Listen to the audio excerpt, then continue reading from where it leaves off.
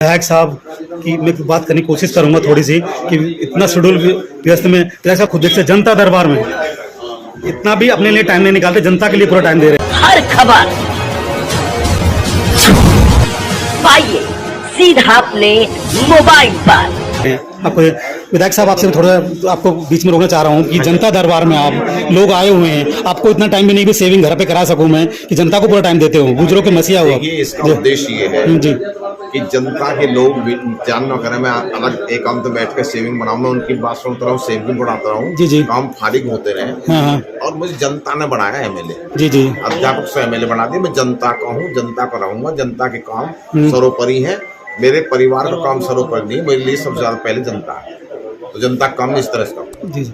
तो तेजपाल नागर जी समस्या भी सुन रहे हैं, समस्या भी सुन रहे हैं दरबार में, देखिए, और सेविंग का टाइम भी नहीं है, सेविंग भी आप करा रहे हैं, आप खुद देख सकते हैं। सबका व्यक्तिगत सम्मान करते हैं, व्यक्ति लोगों सबका काम सुनते हैं। अच्छा अच्छा, ऐसे कुछ और लोगों से हम बात करने की कोशिश करेंगे, सकते हैं कितना व्यस्त विधायक साहब का शेड्यूल है कि सेविंग का टाइम भी नहीं है, पर जनता दरबार के बीच में सेविंग करा रहे हैं। ऐसे नेता आपने नहीं देखे होंगे कि जनता के काम करते करते अपने काम छोड़ के भी और सेविंग भी देखो यहाँ जनता दरबार में करा रहे हैं। चोरों की और शोर मच रहा है, लाइट नहीं है। लाइट है, लाइट हमारी सरकार में है, लाइट दूसरी सरकार में नहीं, तो अफवाह है। खंबे के ऊपर लाइट, खंबे की लाइट है, खंबे की स्ट्रीट लाइट, जो स्ट्रीट लाइट है गांव में, उन लाइटों को पहुंचाने का ग्राम प्रधान, ग्राम प्रधान अपने अंदर लाइट पहुंचाए गांव में, उसका काम है।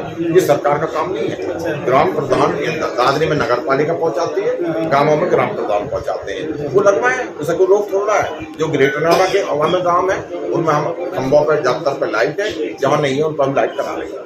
नमस्कार, मैं आपके साथ राज सिंह भाटिया, आप देख रहे हैं राजनीति स्पेशल खास रिपोर्ट। अभी हम हैं गौतम बुद्ध नगर दादरी में जनता दरबार लगा हुआ है और यहाँ के विधायक तेजपाल नागर जी ऐसे गुजरों के मसीहा हैं और लोगों को आपको दिखाने को लोग सब बैठे हैं यहाँ, खुद देख सकते हैं कि जनता दरबार में एक एक लोगों की समस्या सुन रहे हैं। ऐसे नहीं कि अंदर जाके समस्या सुनते हैं, तो सीधे आए हम लोग सब विधायक से बात करने की कोशिश करते हैं। आप खुद देख सकते हैं सेविंग भी वो जनता दरबार में कर रहे हैं कि लोगों तो जो टाइम है वो अपने ऊपर खर्च न किया जाए, जनता के साथ खर्च किया जाए। हम बात करने की कोशिश करेंगे, कुछ मुद्दे हैं जो देश के मुद्दे हैं और जो लोगों की समस्या के मुद्दे हैं उनसे बात करने की कोशिश करेंगे, क्योंकि हमारा सर्वोपरि रहता है कि जो जनता से और जो प्रतिनिधि चुना है उनके मुद्दे जनता के सामने लाए जाए। सर पहले तो हमारे चैनल पर आपका स्वागत है। देखिए, राज न्यूज एक्सप्रेस वालों का बहुत बहुत स्वागत, बहुत बहुत अभिनंदन। आप आए, आप मेरी बात सुन रहे हैं, आपसे जनता के बारे में पूछ रहे हैं, आपका बहुत बहुत आभार। सर आपका भी हमारी तरफ से बहुत बहुत धन्यवाद। सर आपसे पूछना चाहूँगा कि हमें जनता दरबार लगा हुआ है और जनता दरबार सबकी समस्या सुन रहे हैं, हमने देखा भी और बहुत अच्छा हमें लगा कि भाई अब जो अपना टाइम है वो अपने ऊपर खर्च न करके जनता के ऊपर खर्च कर रहे हैं कि आने वाले टाइम 2 बार के आप विधायक हो। सर जैसे कि आपने विधानसभा में भी मुद्दा उठाया था कि भाई लोगों को मुआवजा बढ़ना चाहिए, लोगों की समस्या है, तो आपने मैं सुन रहा था, स्पीच सुना, मैं भी वहीं था, तो उसके बाद सर तो फिर आपने क्या क्या कहा सर? बोला देखिए, हमारी 24 घंटे की विधानसभा चली, 24 घंटे की विधानसभा में विधायकों को समय मिल जाता है। मैंने अपनी बात कही, मेरी कई समस्या थी दादरी विधानसभा की जिनको मैं कहना चाहता था, क्योंकि उसमें 5 मिनट का समय मिला और मुझे 6 मिनट हो गए थे बोलते बोलते, बात खत्म। टाइम लिया मैंने एक समस्या ही कह पाया। एक समस्या ये है, माननीय मुख्यमंत्री जी को मैंने एनटीपीसी दादरी बुलाया और किसानों की समस्या उनके समक्ष रखी। मुख्यमंत्री जी ने घोषणा करी, सर्किल लेट बढ़ के किसानों का मुआवजा बढ़ गया। वो अंतिम चरण में है, मुआवजे की कलेक्टर ट्रांसफर हो गए, इसलिए वो नहीं हो पाया। अब नई कलेक्टर आ गई है जो बड़ी होनहार है, मेहनती है, ईमानदार है। वो मुआवजे की प्रक्रिया, सर्किल रेट की प्रक्रिया तुरंत बढ़ के तुरंत काम हो जाएगा, तुरंत काम हो जाएगा। इसलिए मैंने वो समस्या रखी, जब जाएगा। ऐसी कई समस्या थी, जैसे मैंने देखा कि ग्रेटर नोएडा वेस्ट में की समस्या थी, हाई राइज बिल्डिंगों की समस्या थी, हाई राइज बिल्डिंगों की समस्या थी। ये ऐसी कई समस्या थी जो मैंने रखी और जब भाषण पूरा मैं अपनी बात कह नहीं पाया, पूरी टाइम हो गया पूरा, तो मैंने वो लिखी समस्या दे दी है और अपनी पीठ का ध्यान समस्याओं की तरफ, समस्याओं की तरफ मैंने। और मुझे उम्मीद है जब कोई विधायक विधानसभा के अंदर एक समस्या उठाता है तो उसकी बात पर गौर करा जाता है, रिकॉर्ड होती है, उसकी बात पर गौर करा जाता है और उन पर कार्य होता है। और माननीय योगी जी की एक खासियत है, जो भी जन समस्या होती है, जनता से जुड़ी समस्या होती है, ये मेरे सामने प्रधान जी बैठे हैं, पप्पू प्रधान जी, कमल नागर बैठे हैं, ये भी एक बार मुख्यमंत्री से मिलने अपने गांव की समस्या बताई सौंदर्यपुर की। मुख्यमंत्री ने बड़े ध्यान से सुना। मुख्यमंत्री ने कहा विधायक जी पे लिखवाई दो, मैं तुम्हारा काम करता हूँ। तो मुख्यमंत्री जी हमारी की एक खासियत है कि जो मुख्यमंत्री जी को ये मालूम पड़ जाए कि भाई समस्या वाजिब कह रहा, तो मुख्यमंत्री की कोशिश होती है कि उसका तुरंत निस्तारण कर दे। मैं समझता हूँ जो मैंने किसानों की समस्या उठाई थी उसका तुरंत निस्तारण होगा। और मैंने greater Noida west expressway, highrise society, इनकी कई सारी समस्या, जैसे मान लीजिए इनके यहाँ कोई स्कूल नहीं है, राजकीय स्कूल, तो राजकीय स्कूल बनवाने की मैंने समस्या रखी। राजकीय हॉस्पिटल नहीं है, राजकीय हॉस्पिटल बनवाने की समस्या रखी। और मैंने बताया कि ग्रेटर नोएडा में और ग्रेटर नोएडा वेस्ट में एक्सप्रेसवे की तरफ जो दादरी विधानसभा है उसमें मध्य आय वर्ग के लोग, अल्प आय वर्ग के लोग भी रहते हैं। यहाँ प्राइवेट हॉस्पिटल्स हैं, प्राइवेट स्कूल्स हैं जिनकी फीस बहुत ज्यादा है। ये अल्प आय वर्ग के लोग, मध्य आय वर्ग के लोग पैसा दे नहीं सकते, इतनी फीस दे नहीं सकते। बच्चे पढ़ाने जरूरी है, तो इनके लिए कोई राजकीय विद्यालय बनाए जाए, राजकीय इंटर कॉलेज बनाए जाए, राजकीय डिग्री कॉलेज बनाए जाए, सरकारी अस्पताल बनाए जाए ताकि इन्हें सुविधा मिल सके। हाँ, दूसरे में तीसरी समस्या रखी जो हाई राइज बिल्डिंग है 25-25, 30-30 मंजिल बनी हुई है, अगर कोई उसमें अग्नि की समस्या आ जाती है तो हमारे पास वो उपकरण भी सही तरह से ऐसे उपकरण के इंतजाम करे जाए कि आग पर तुरंत कंट्रोल पा लिया जाए, कंट्रोल किया जा सके। ये कई समस्या में क्षेत्र के बारे में। सर आपने बहुत अच्छी बातें की सर। सर मैं आपसे एक और क्वेश्चन करना चाहूँगा कि सर SIR को लेके देश में बहुत बिल्कुल बचा हुआ है, संसद से लेकर जनता तक बहुत दिक्कत है कि हमने चोरियां बहुत सुनी है, कहीं गाड़ी चोरी होती है तो कहीं गाड़ी मकान में चोरी हो जाती है, और वोट की चोरी कभी नहीं सुनी हमने। तो सर ये चोरी क्या है सर, थोड़ा देखिए विपक्ष के बाद कोई मुद्दा नहीं है, उनके मुद्दे खत्म हो गए, सरकार ने सब काम कर दिए, विपक्ष से कुछ ना कुछ बोलना है। SIR क्या है, जिनकी वोट डबल जगह है उनकी वोट एक जगह बन जाए, डबल जगह नहीं रहनी चाहिए। जो मूल रूप से यहाँ के रहने वाले नहीं थे और बाहर से आए के हम बसे हैं, बाहर से मतलब विदेश से आए गए, यहाँ से विदेश से आए गए, उनकी पृष्ठभूमि देखी जाएगी और उनकी जब भी वोट का अधिकार दिया जाएगा। अगर वो यहाँ के मूल निवासी है तो उनकी वोट बनेगी, और वो विदेश के लोग हैं और विदेश की पृष्ठभूमि है तो ऐसी वोट नहीं बननी चाहिए। इसके लिए पूरी जनता, पूरा देश इसको चाहता है।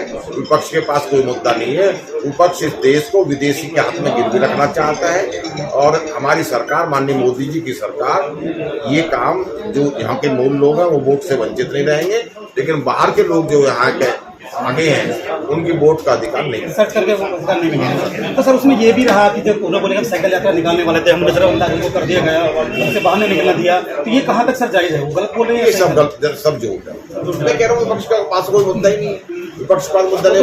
मकान पे 0 मकान पे कम से कम 80 वोट है, कुछ गलत कहते हैं, कुछ नहीं है। जबकि इलेक्शन कमीशन ने बोला है कि भाई 0 मकान जो गाँव में, इलेक्शन कमीशन ने जांच करा ली है, इलेक्शन कमीशन जांच करा ली है और झूठ का पुलिंदा है और वो झूठी अफवाह फैला करके राजनीति करना चाहते हैं। राजनीति मुद्दों पर होती है, राजनीति झूठे अफवाह, झूठे मुद्दों पर राजनीति नहीं। सर कुछ लोगों की समस्या, बिजली की समस्या बहुत ज़्यादा है, लोग बहुत परेशान रहते हैं कि कभी कट हो जाता है। आखिर सरकार ही बहुत उस पर जोर दे रही है कि कट नहीं मिलेगा, ज़्यादा से ज़्यादा लोगों को सुविधा मिले, जिसके लिए पानी फ्री मिले। उसमें सर क्या कहना चाहोगे सर? कुछ नहीं, लापरवाही बिजली किसानों के लिए तो बिजली फ्री है हमारी सरकार ने, वो राइट है। और जो घरेलू बिजली है उसके लिए क्या है, जो नई नई कॉलोनी आ रही है उनमें थोड़ी दिक्कत है। उनमें दिक्कत क्या है कि अथॉरिटी ये चाहती है कि अवैध कॉलोनी हमारे क्षेत्र में न बसाए, तो वो कहते हैं कि अवैध इन कॉलोनियों को जब कनेक्शन देंगे, जब हमसे एनओसी ले लेंगे। एनओसी न नोएडा अथॉरिटी देती, न ग्रेटर नोएडा देती, न एमना देती, एनओसी देने का अधिकार नहीं है।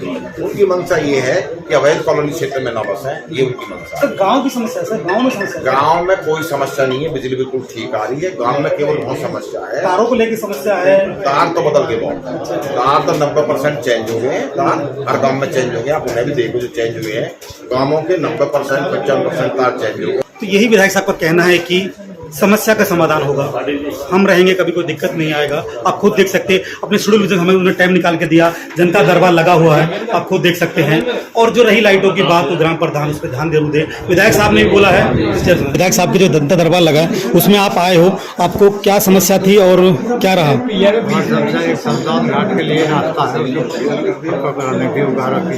अच्छा, तो अभी विधायक साहब की बात हुई, विधायक साहब ने क्या कहा? आज कल हो जाएगा, आप संतुष्ट हो? तो यही कहना है बाबा की बाबा संतुष्ट है। नाम क्या है? अनिकेत कटारिया। अनिकेत भाई, आप कहाँ से हो? लक्ष्मी देनी से। आप यहाँ आए हो, जनता दरबार यहाँ लगा, कल दिल्ली में जनता दरबार लगा था, जो रेखा गुप्ता है उनके ऊपर थप्पड़ जड़ दिया गया था। कहीं ना कहीं जनता दरबार में दिक्कत भी आती है, तो आपको कैसा लगता है? आप दिल्ली से हो। जी, ऐसा लगता है कि देखो जनता है कुछ तो अच्छी भी है, कोई पढ़ी लिखी भी नहीं है, पढ़ी लिखी नहीं है, वो हाथ छुआ छोड़ देती है और काम हो रहा समझ जाता लोगों को, ठीक है। तो जैसे कि तुम देख रहे हो जो बालकों के ऊपर भी एसएससी का वो चला था, उसके ऊपर किसी ने कोई कुछ नहीं करा एसएससी के ऊपर, ठीक है। और अभी राहुल गांधी ने भी इलेक्शन जब किया था, उसको भी कुछ नहीं करा। फिर गवर्नमेंट ने क्या करा, उन सबको इंटरप्ट करने के लिए उन्होंने कुत्तों का वो कर दिया, ठीक है, जिसको कुछ ध्यान नहीं दे रहा एसएससी के ऊपर। बताओ बच्चों के जो कुत्ते का जो लवर्स वाला है, उसके लिए आप नाराज थे? वो नाराज इसलिए हैं क्योंकि इससे पहले एसएससी को चल रहा था, उसके ऊपर बच्चों ने दंगे भी किए थे, बहुत सारे टीचर भी चल गए थे हमारे स्कूल वगैरह के भी। गवर्नमेंट ने उनको मतलब उनको अनदेखा करने के चक्कर में उन्होंने कुत्तों को सीरीज में खड़े कर दिया। सर, डॉग लवर्स कहीं ना कहीं डॉग कहीं घातक पहुंचे। अभी देखो कि मुरादाबाद में हुआ है कि एक डॉग ने 4-5 लोगों को खाया है, 60 लोगों का डॉग ने खाया है। वैक्सीन की भी कमी बढ़ रही है। मेरे कहने का मतलब ये है, ये सब है ना, पहले एसएससी का चल रहा था, एसएससी के साथ साथ राहुल गांधी का भी आया, इन सबको अनदेखा कर उन लोगों को अनदेखा करने के लिए इसलिए डॉग का आ गया, डॉग का कर दिया उन्होंने। आपका कहने मतलब है कि सरकार कहीं ना कहीं लोगों को बरगला रही है और मुद्दे से भटका देती है। मेरा मेन मुद्दा ये है कि जो एसएससी के जो बच्चे हैं गवर्नमेंट वाले, उनका कुछ जब तक फाइल में कुछ नहीं बनी उनकी, उनको अभी कुछ मिला नहीं सोल्यूशन वगैरह। अच्छा। आप युवा हो, एसआईआर की बातें चल रही हैं, वोट चोरी की बातें हो रही हैं, तो वोट चोरी हो सकती है क्या? पहले आपने चोरी सुनी है, गाड़ी चोरी होती थी, मकान चोरी कैसे हो सकती है? कैसे हो सकता है बताओ, आप न्यूज में पढ़ रहे हो, कैसे नहीं हो सकता? सर, जीरो गांव में किसी के जीरो जो जीरो है, जो इलेक्शन पे भी की है, मेरा जो मेन उसका है वो खाली एसएससी का है, बस मुझे उससे मतलब नहीं है, मतलब वोट वगैरह से मेरा मेन यही कहना है कि युवा हैं, उन्हें खाली एसएससी जो अपनी नौकरी के ऊपर बात करना है। और जब सीनियर सिटीजन हो आप, बाबा, मैं आपसे पूछना चाहूँगा, पहले की सरकार और अब की सरकार में कितना फर्क लग रहा है आपको? हमें तो अभी अच्छा लगता है, बीजेपी सरकार बेस्ट है। आप बीजेपी सरकार के 2-4 गुणगान तो बता दीजिए। गुणगान ये जी एक तो देश का सम्मान बढ़ा है, हाँ, एक व्यवस्था भी ठीक चल रही है, ठीक हुई है, कानून व्यवस्था भी अच्छी हुई है, बहुत कुछ सुधार। अच्छा, कुछ और क्या कहना चाहोगे? और क्या जी, हम तो ये कह रहे हैं जी कि मतलब इस किस्म से ही यदि देश चलेगा तो और विकास तो उत्तर प्रदेश के मुख्यमंत्री वो कैसे हैं? ठीक है, बहुत बढ़िया। योगी जी अच्छे हैं। अभी योगी जी का आप आगे कैसे देखना चाहोगे? प्रधानमंत्री का चेहरा देखना चाहोगे? ये तो खेल राजनीति में हमें ज्ञान नहीं है जी। अच्छा। क्या होगा, मुख्यमंत्री रहते हुए बहुत ही जीरो टैलेंट है ना। नमस्कार, मैं आपके साथ राजसिंह भाटी। आप देख सकते हैं कि तेज दादरी के विधायक है, गुजरों की मसीहा हैं, जनता दरबार लगा हुआ है और सब लोगों की जनता की आवाज़ सुनते हैं। वो आपको देख सकते हैं, एक लोग अपनी समस्या लेके यहाँ आए हैं, जो लोगों की समस्या है उस समस्या को सुन के उनका निवारण कर रहे हैं। आप देख सकते हैं कि बीच में खड़े हैं, ऐसे मसीहा हैं वो कि लोगों की हर बात सुनते हैं। वो देख सकते हैं प्रतिनिधि को जब तक जनता से निकल होता है, जनता से बात करने के बाद अब वो यहाँ बैठेंगे, बात करेंगे हमसे जनता के दरबार में। जनता के दरबार में देख सकते हैं कि जनता के दरबार में सर, आप यहाँ पे आए हो, आपको कैसा लग रहा है? क्या आपने बहुत अच्छे कार्यक्रम, बहुत अच्छे। अच्छा, तो ये हर हफ्ते लगता है, महीने में लगता है तो जनता दरबार लगाते हैं हैं? अच्छा, सब अच्छे से सब कुछ हो रहा है ना। और क्या कहना चाहोगे आप? बार बार धन्यवाद। आप सीनियर सिटीजन हो, आपका शुभ नाम क्या है? चरण सिंह भाटी जी। कहाँ से हो आप? बड़पुरा से। आप यहाँ विधायक साहब के जो जनता दरबार लगा है उसमें आप आए हो, आपको क्या समस्या थी और क्या रहा?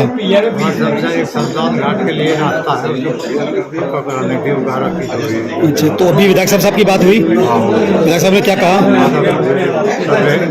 आज कल हो जाएगा, मतलब आप संतुष्ट हो? तो यही कहना है बाबा की बाबा संतुष्ट है। पहले बहुत सारे उनके अच्छा। जब भी कोई समस्या होती है 10-20 लोग आते हैं। सर मैं आपसे एक और मैं पूछना चाहूँगा सर, देश में पूरे में हल्ला मचा हुआ कि वोट चोरी हो रही, वोट चोरी हो रही है। आपने चोरियाँ सुनी होंगी, भैंस चोरी होती थी पहले, दुकान में चोरी होती थी, घर में चोरी होती थी। अब जो विपक्ष है, जो कांग्रेस पार्टी है, वो कह रही है कि वोट चोरी हो गई है। तो क्या वोट चोरी कैसे होती है? आपको लगता है कि वोट चोरी बीजेपी सरकार कर रही है? ऐसा वोट चोरी को हाँ लेकिन आजकल ये विपक्ष में जो भी पार्टियां होती है ना, हाँ वो अनावश्यक मुद्दे उठाते हैं।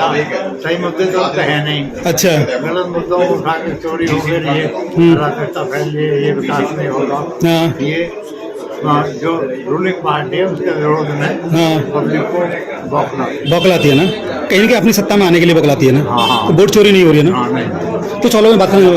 बाबा बाबा आपका शुभ नाम क्या है? वेदराम जी कहाँ से हो? आप भी बड़पुरा से हो। बाबा आपकी उम्र करीब कितनी होगी? मेरी उम्र है जी 79 वर्ष। 79 वर्ष है। सीनियर सिटीजन हो आप। बाबा मैं आपसे पूछना चाहूँगा, पहले की सरकार और अब की सरकार में कितना फर्क लग रहा है आपको? हमें तो अभी अच्छा लगता है। बीजेपी सरकार बेस्ट है। आप बीजेपी सरकार के 2-4 गुणगान तो बता दीजिए। गुणगान ये है जी एक तो देश का सम्मान बढ़ा है, हाँ हाँ एक व्यवस्था भी ठीक चल रही है, ठीक हुई है, कानून व्यवस्था भी अच्छी हुई है। बहुत कुछ सुधार। बहुत कुछ सुविधा है। अच्छा, कुछ और क्या कहना चाहोगे? और क्या जी, हम तो ये कह रहे हैं जी कि मतलब इस किस्म से ही यदि देश चलेगा तो आगे और विकास तो होगा। उत्तर प्रदेश के मुख्यमंत्री वो कैसे हैं? ठीक है जी, बहुत बढ़िया। योगी जी अच्छे हैं। अभी योगी जी का आप आगे कैसे देखना चाहोगे? प्रधानमंत्री का चेहरा देखना चाहोगे? ये तो खैर राजनीति में हमें ज्ञान नहीं है जी। अच्छा, अच्छा। क्या होगा मुख्यमंत्री रहते हुए तो बहुत ही अच्छा। बहुत जीरो टॉलरेंस है ना। बाबा तो आप क्या कहना चाहोगे? बाबा योगी रहना चाहिए। योगी जी रहना चाहिए। आने वाले टाइम भविष्य में योगी जी का चेहरा कहाँ रहना चाहिए? देश के प्रधानमंत्री, देश के प्रधानमंत्री की रेस में है। हर खबर पाइए सीधा अपने मोबाइल पर।